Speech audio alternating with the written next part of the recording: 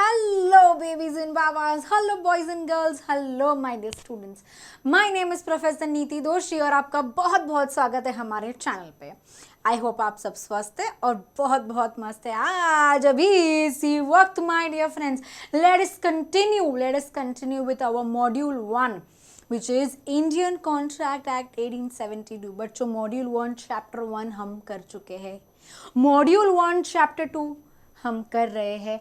Late us understand the first concept my dear students. Let us understand the first concept which is invitation to offer, यानी कि standing यानी कि open offer. बच्चों the first concept is invitation to offer यानी कि standing यानी कि open offer. बच्चों ये कॉन्सेप्ट समझने के लिए एक एग्जाम्पल लेते हैं. ये एग्जाम्पल एक केस स्टडी भी है. समझते हैं, आइए देखते हैं क्या होता है. दो पार्टीज होती है, एक है हार्वी एक है फैसी. एक दिन वन फाइन डे हार्वी ने टेलीग्राफ किया फैसी को. बच्चों पहले के ज़माने में टेलीग्राफ करना यानी मैसेजेस एक्सचेंज करने का एक जरिया होता था. यानी कि हार्वी ने टेलीग्राफ किया फैसी को कि क्या तुम मुझे अपना बम्पर हॉल पेन बेचोगे. क्या तुम मुझे अपना बम्पर हॉल पेन बेचोगे. The first question that Harvey asked to Facey. The second question जो उसने पूछा, ये जो बम्पर हॉल पेन है इसका लोएस्ट प्राइस क्या है. क्या पूछा है, ये जो बम्पर हॉल पेन है इसका लोएस्ट प्राइस क्या है. जवाब में देखिए बच्चों, फैसी ने जवाब देते हुए हार्वी को टेलीग्राफ वापस किया कि द लोएस्ट प्राइस. बच्चों ध्यान दीजिए, सवाल दो पूछे गए थे बट जवाब एक का ही मिल रहा है. उसने जवाब में the lowest price is 900 pound. वो बोल रहा है the lowest price of Bumper Hall Pen is 900 pound. उसके जवाब में दोबारा हार्वी फैसी को बोलता है ठीक है I will purchase your Bumper Hall Pen. बच्चों कंक्लूजन ऐसा निकला कि इस सिनेरियो में, इस केस में कोई भी कॉन्ट्रैक्ट नहीं बनता है. बच्चों सेकंड टेलीग्राफ में जब भी फैसी ने हार्वी को जवाब दिया, जो लोवेस्ट प्राइस था उसका जो जवाब उसको दिया, उसके जवाब में क्या उसने वो बेचेगा उसने हाँ करी थी. बच्चों नहीं. इसके थ्रू कंक्लूजन निकलता है कि mayor display of price of the product, mere display of information of the product does not amount to offer. इसे ऑफर नहीं कहा जा सकता. बच्चों ये कॉन्सेप्ट के लिए और क्लैरिटी के लिए लेट अस अंडरस्टैंड आपका टेक्स्ट बुक में लिखा क्या है. देखो बच्चों क्या बोल रहे हैं. अ mere statement of intention. क्या बता रहे बच्चों, अ मेयर स्टेटमेंट ऑफ इंटेंशन. यानी कि अगर फॉर एग्जाम्पल आपने कोई एडवर्टीजमेंट देख ली, आप टीवी देख रहे हो, आपने कोई एडवर्टीजमेंट देख ली, वो जो एडवर्टीजमेंट में प्रोडक्ट दिखाया जा रहा है, प्रोडक्ट का प्राइस बताया जा रहा है, प्रोडक्ट का डिस्क्रिप्शन दिया जा रहा है, ये ऑफर नहीं कहा जा सकता. बच्चों ये तो इन्विटेशन टू ऑफर है. यानी कि व्यूअर्स को, यानी कि देखने वाले को अगर प्रोडक्ट में इंटरेस्ट होगा तो आप जाके ऑफर कीजिए. बच्चों इसे कहा जाता है इन्विटेशन टू ऑफर. पढ़ लेते हैं बच्चों. अ मेयर स्टेटमेंट क्या बता रहे हैं, a mere statement of intention does not constitute a valid offer. इससे वैलिड ऑफर नहीं कहा जा सकता. जैसे कि प्राइस लिस्ट, किसी कंपनी ने प्राइस लिस्ट इश्यू किया है, एडवर्टीजमेंट दिया है, विंडो डिस्प्ले किया है, टेंडर्स दिया है, कंपनी के शेयर के बारे में इंफॉर्मेशन दिया है, कैटलॉग्स बनाया है. बच्चों ये सारी चीज़ें ऑफर नहीं गिनी जा सकती. ये तो इन्विटेशन टू ऑफर है. Are simply statements of intention. ये तो सिर्फ इंटेंशन बता रहे बच्चों. They are not regarded, underline, they are not regarded as offers. They are invitation to others to make an offer. अगर आपको इंटरेस्ट है, अगर व्यूअर्स को इंटरेस्ट है तो उनको जाके ऑफर करो कि हाँ मैं ये खरीदना चाहता हूँ. बच्चों ये है invitation to offer. They are invitation to others to make the offer. A quotation of price is not an offer. ये केस स्टडी में हम अभी जस्ट हमने पढ़ा. A quotation of price is not an offer but an invitation to the customer to offer to buy. अगर तुम खरीदना चाहते हो तो तुम आके मुझे ऑफर करो. बच्चों the next concept is a mere statement of price is not considered as an offer to sell. Harvey versus Facey ये हम पढ़ चुके हैं बच्चों. थोड़ा सा और पढ़ लेते हैं, इसमें क्या हुआ था देखते हैं बच्चों। जो पहला बात है जो हार्वी ने फैसी से कहा, द फर्स्ट स्टेटमेंट जो टेलीग्राफ किया हार्वी ने फैसिस को, वो ऐसा था कि will you sell us the Bumper Hall Pen, telegraph lowest price, ये इसने पूछ के टेलीग्राफ एंड हो गया। Second, the lowest price for the Bumper Hall Pen is 900 pounds, ये वापस फैसी ने जवाब देते हुए हार्वी से कहा। The third is we agree to buy the Bumper Hall Pen for the sum of 900 pounds asked by you, agreed, we agree, अरे agree कैसे किया, उसने थोड़ी ना तुझे ऑफर किया है, ये केस स्टडी के माध्यम से हमको पता चलता है बच्चों। It was held that there was no contract, क्या बोल रहे हैं, it was held that there was no contract between Harvey and Facey, Facey only supplied information and there was no offer to sell. Concept clear है बच्चों, concept समझ में आ रहा है। अगला कॉन्सेप्ट समझने के लिए बच्चों इसी में एग्जाम्पल्स लेते हैं, दो एग्जाम्पल है बच्चों, इसी कॉन्सेप्ट को समझने के लिए दो एग्जाम्पल है बच्चों। एक होता है टेंडर्स, एक होते हैं ऑक्शन। एक क्या होता है बच्चों टेंडर, एक होता है ऑप्शन।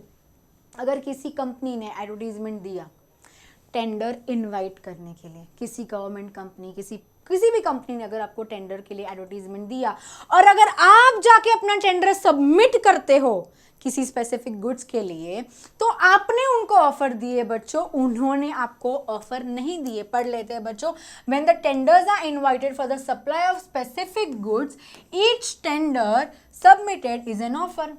अगर आपको इंटरेस्ट है तब अपना टेंडर सबमिट करो, और अगर आपने टेंडर सबमिट किया यानी आपने उनको ऑफर दिया। Party inviting tenders may accept any tender and thus bring about the binding contract.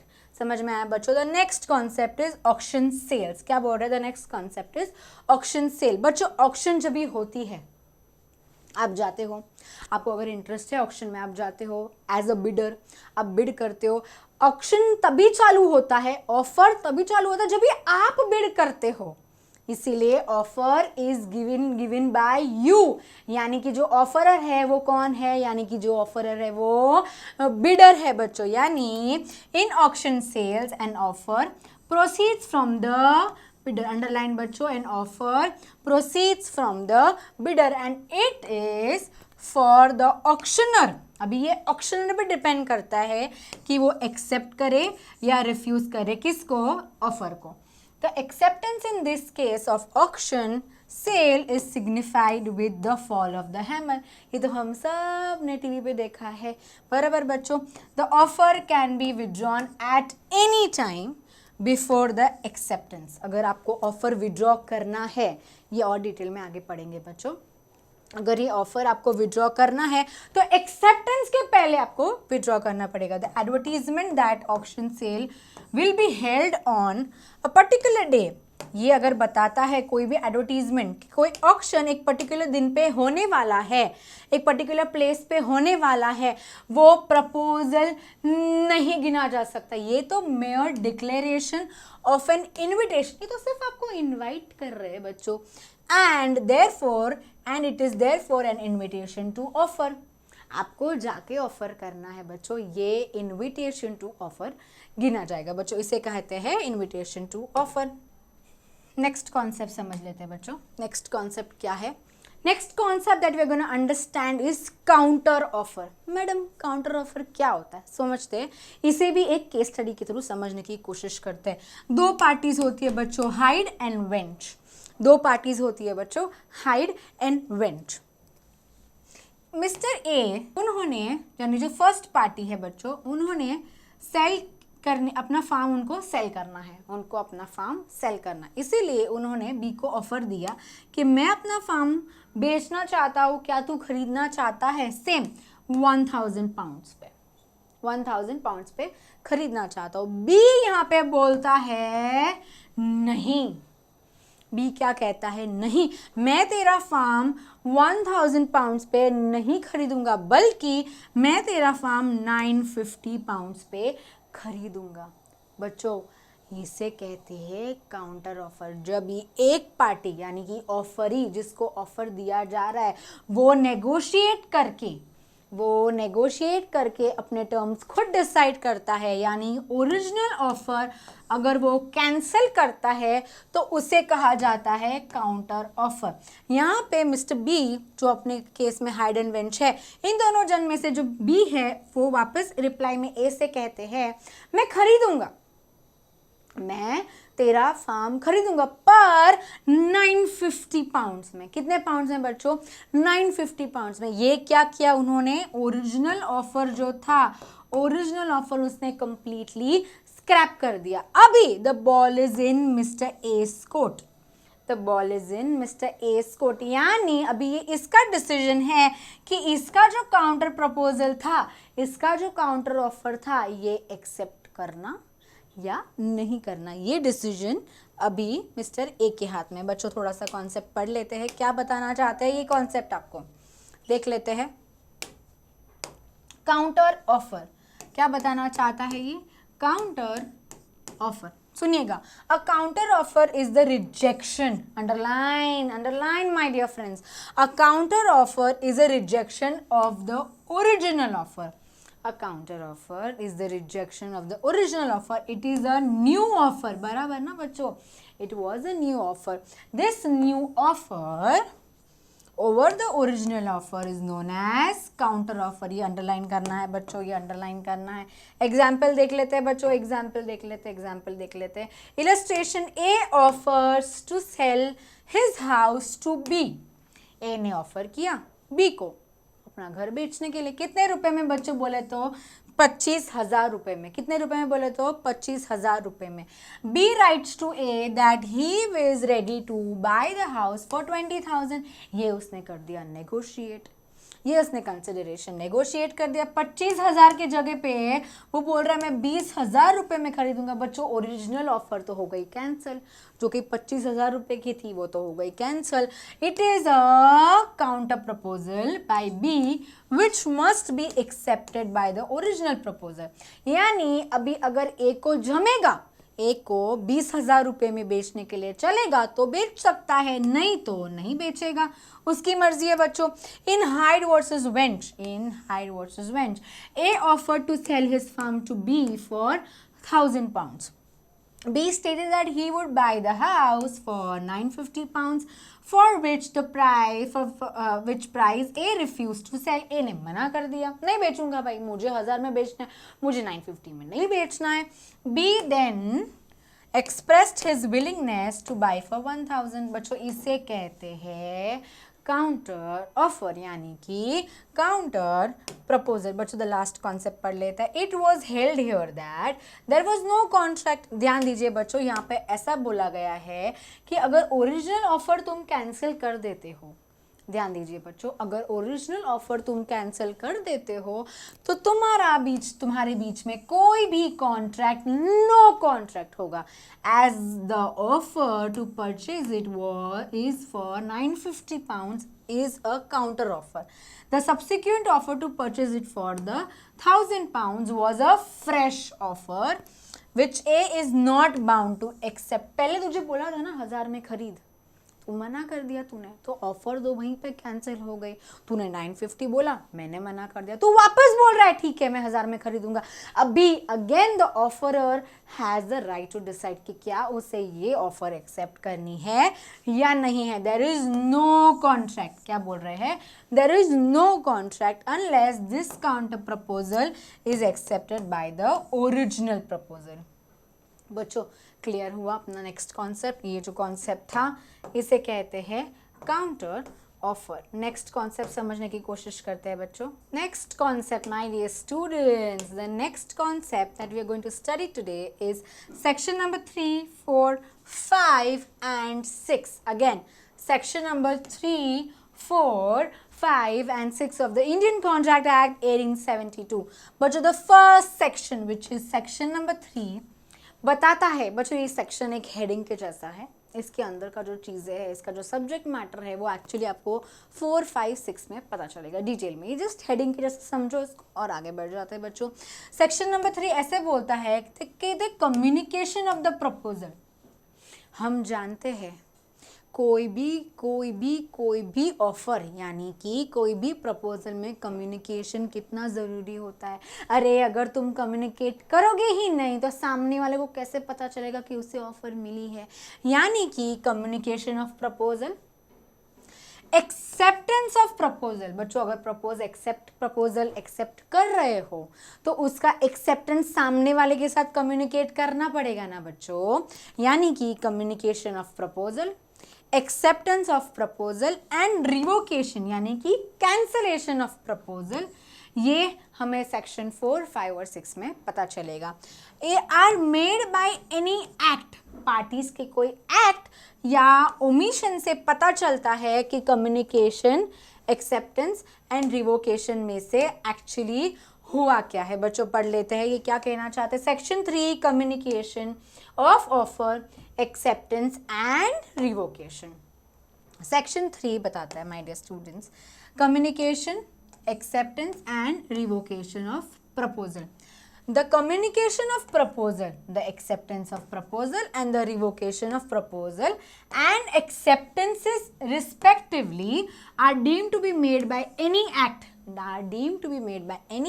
or omission of the part proposing, accepting and revoking by which he intends to communicate such proposal, acceptance or revocation or which has the effect of communicating it.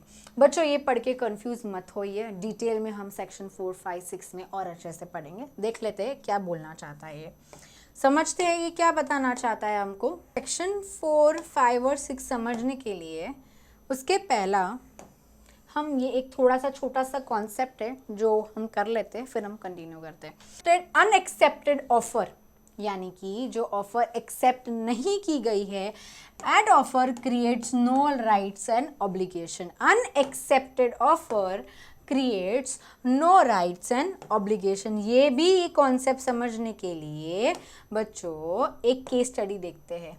ये concept भी समझने के लिए बच्चों एक case study देखते हैं। दो पार्टीज होती है, भगवान दास एंड गिरधरी लाल। दो पार्टीज है बच्चों, ये भी केस स्टडी है बच्चों, भगवान दास वर्सेस गिरधरी लाल। इसमें ऐसा होता है कि ये जो गिरधरी लाल है वो अहमदाबाद के रहवासी है। वो कॉल लगाते हैं, गिरधरी लाल भगवान दास को कॉल करते हैं और पूछते हैं क्या तुम मुझे कॉटन सीड केक्स बेचोगे।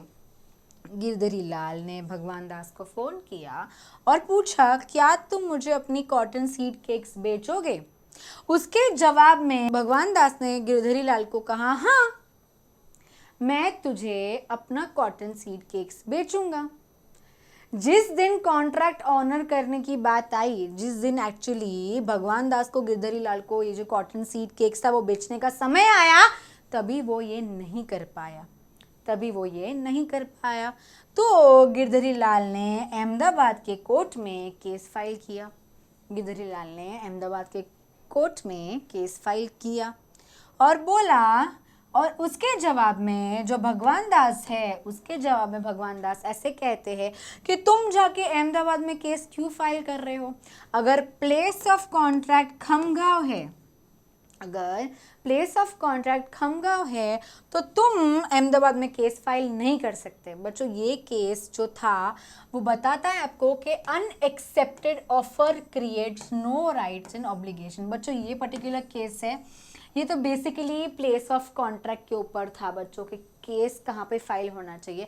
बट हमारा जो कॉन्सेप्ट है ये बता रहा है कि अगर कोई एक्सेप्ट हुआ ही नहीं, कोई लीगल कॉन्ट्रैक्ट बना ही नहीं है, तो उस लीगल कॉन्ट्रैक्ट में से कोई राइट एंड ऑब्लिगेशन क्रिएट होती ही नहीं है। एक बार पढ़ लेते हैं बच्चों, क्या बता रहे हैं। अनएक्सेप्टेड ऑफर, क्या बोल रहे हैं, unaccepted offer creates no rights और ऑब्लिगेशन।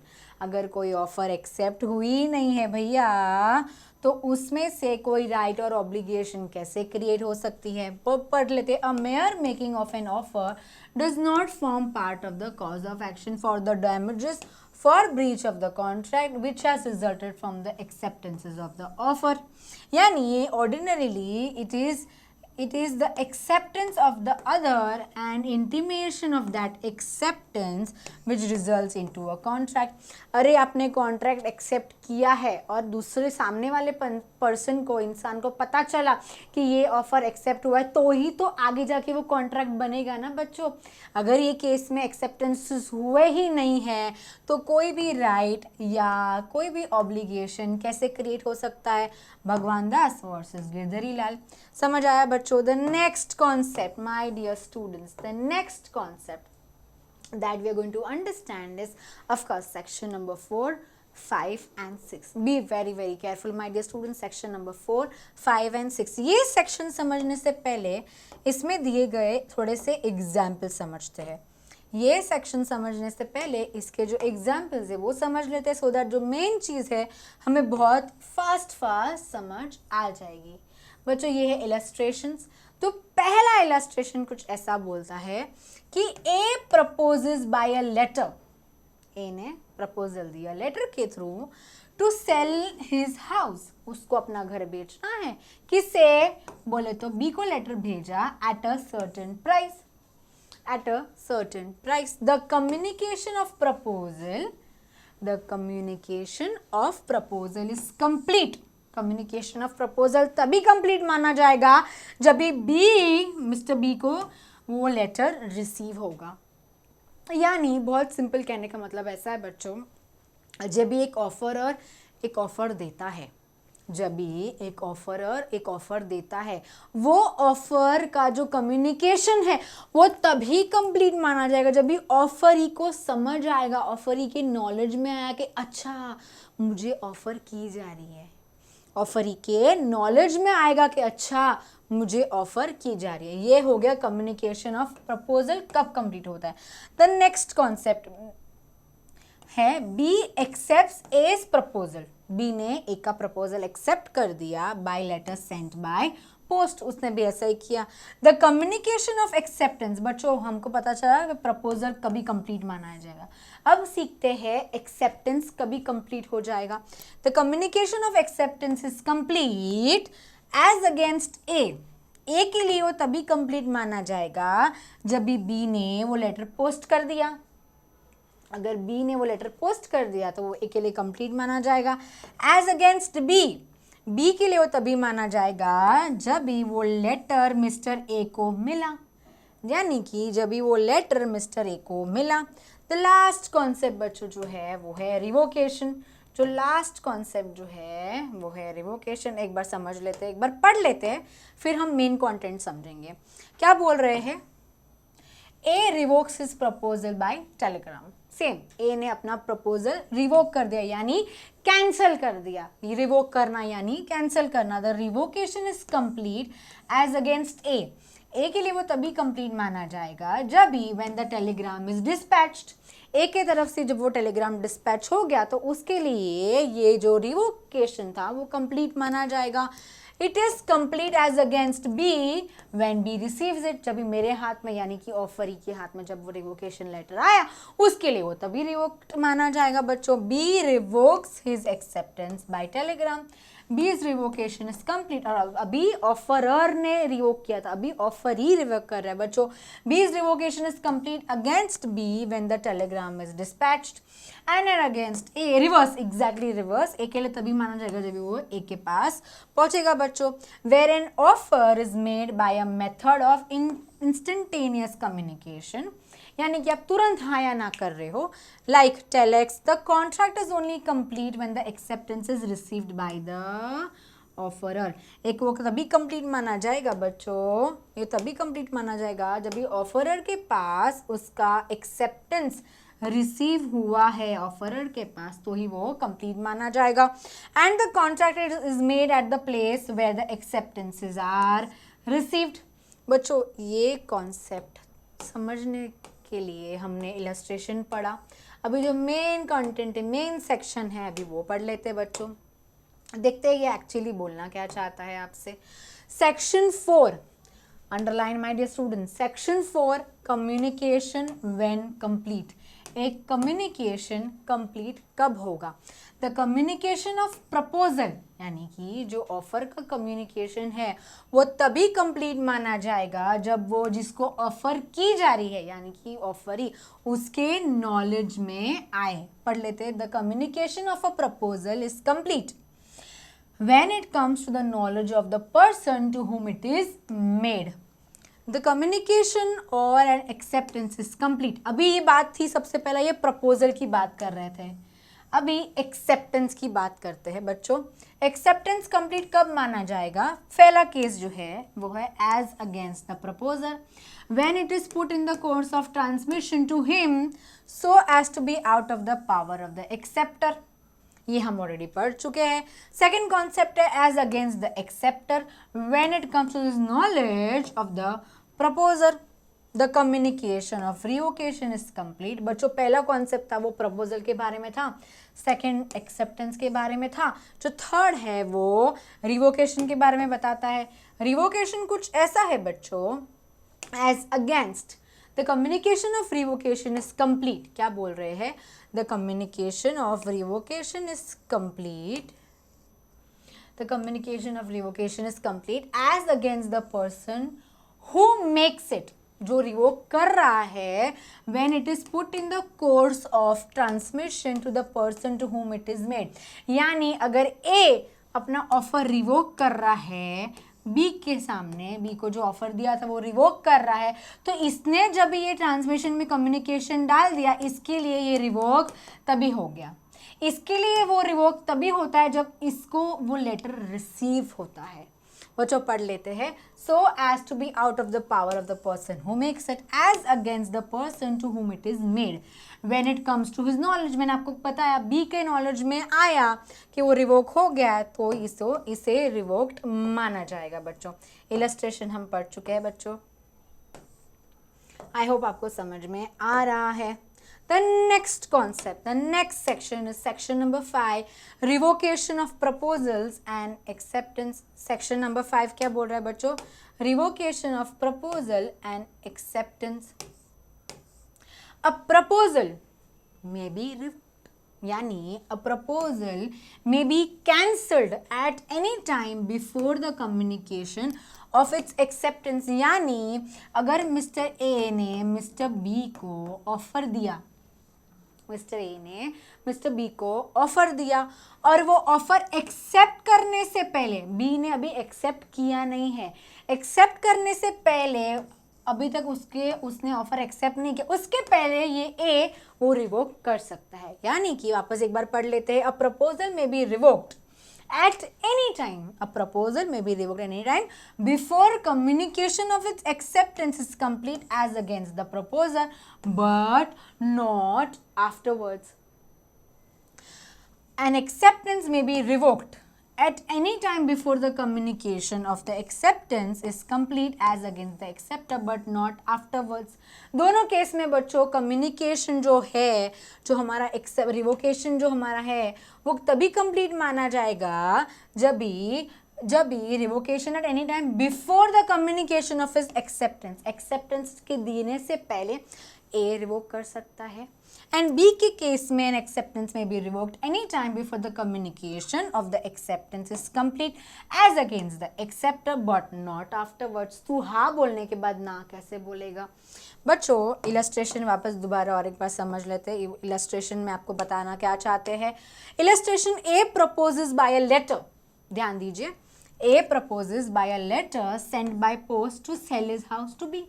सेम मिस्टर ए ने मिस्टर बी को ऑफर दिया कि क्या तुम मेरा घर खरीदना चाहते हो, क्या तुम मेरा घर खरीदना चाहते हो। बी ने एक्सेप्ट किया प्रपोजल बाय लेटर, बी भी हाँ बोलता है लेटर सेंड करके। ए जो है ए वो रिवोक कब कर सकता है? एट एनी टाइम बिफोर और at the moment when B posts his letter, यानी बी का जवाब मिलने से पहले तक वो आराम से रिवोक कर सकता है। बी ने अपना जवाब अभी तक दिया नहीं है तो ए रिवोक कर सकता है। But not afterwards. और बी के केस में बी कब रिवोक करेगा बच्चों? B may revoke his acceptance at any time before और at the moment when the letter of communication reaches to A. बराबर है ना, उसने अपना एक्सेप्टेंस अगर दिया और उसने भी अपना लेटर भेज के ही एक्सेप्टेंस दिया, तो जब तक इसको लेटर ना मिले, जब तक इसको एक्सेप्टेंस लेटर ना मिले, तब तक मिस्टर बी रिवोक कर सकते हैं। बच्चों यही वो एग्जाम्पल में दिया था। जो लास्ट कॉन्सेप्ट जो हम आज के लेक्चर में पढ़ने जा रहे हैं बच्चों, जो लास्ट कॉन्सेप्ट जो हम आज पढ़ने जा रहे हैं वो है सेक्शन 6। क्या बोल रहे बच्चों? Section 6, a proposal is revoked. क्या बताना चाहते हैं ये आपको? Section 6, a proposal is revoked, कभी वो रिवोक होगा by the communication of the notice of the revocation. दोनों में से कोई भी पार्टी अपना कम्युनिकेशन देती है, रिवोकेशन के लिए जो कम्युनिकेशन होता है वो अगर दोनों में से कोई भी पार्टी दे रही है तो by the proposer to other party, यानी कि जब एक प्रपोजर ने रिवोक किया और ये रिवोकेशन का नोटिस भेजा तो ये रिवोक माना जाएगा। सेकंड है बच्चों by the lapse of the time, यानी कि जब एक ऑफरर ने ऑफरी को ऑफर देते समय एक टाइम स्टिपुलेट किया था, बोला था कि अगर तुम ये ऑफर एक्सेप्ट करना चाहते हो तो 24 घंटों में मुझे इन्फॉर्म करो। अगर तुमने वो ऑफर 24 घंटों में हाँ या ना नहीं कहा तो ये ऑफर ऑटोमेटिकली रिवोक्ड ही माना जाएगा। पढ़ लेते बच्चों, by the lapse of the time prescribed in such proposal for its acceptance, or if no time is prescribed, by the lapse of the reasonable time without communication of acceptance। यानी अगर आपके proposal में आपने कुछ भी time के बारे में नहीं कहा है कि इतने टाइम में एक्सेप्टेंस देना है, अगर नहीं कहा है तो रीजनेबल टाइम बच्चों, तो रीजनेबल टाइम के अंदर अगर आपको एक्सेप्टेंस नहीं मिलती है तो वो ऑफर भी रिवोक्ड माना जाएगा।